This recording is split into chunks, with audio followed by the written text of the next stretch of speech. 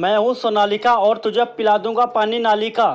बिल्कुल चुप। हमारा चलता ट्रैक्टरों पर राज, क्योंकि मैं हूँ स्वराज। और अच्छा बेटा, मेरी कंपनी इंडिया की है तो इंडिया वालों ठोको लाइक और सब्सक्राइब। और तेरी भाई मेरी भी कंपनी इंडिया की है तो मेरे भी फैंस ठोको लाइक और सब्सक्राइब और दिखा दो पावर। मेरा इंजन 3760 सीसी का होता है जो कि 55 HP का पावर देता है। और तेरा यार मेरा इंजन तो तुझसे कम 3308 सीसी का होता है जो कि 55 HP का पावर देता है। बेटा मेरे अंदर 12 वोल्ट प्लस 88 एम्पेयर की बैटरी होती है। और तेरे अंदर बेटा मेरी बैटरी जानकर तुझे बुखार आ जाएगा। मेरे अंदर 12 वोल्ट प्लस 99 एम्पेयर की बैटरी होती है। मुझे तो लोग लुक और डिजाइन देखकर ज्यादा पसंद करते हैं। और तुझे क्या देखकर पसंद करते हैं? बेटा मैं पुराने मॉडल से अब नए मॉडल में और भी बेहतर दिखता हूँ, इसलिए लोग मुझे ज्यादा पसंद करते हैं।